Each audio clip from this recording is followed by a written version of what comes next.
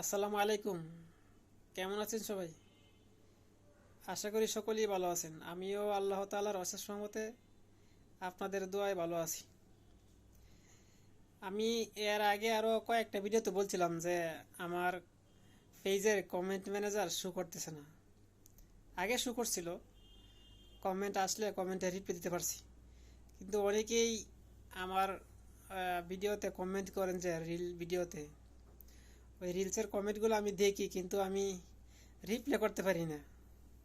আমার একটু সমস্যা হয়, আমি ততটা বুঝিও না।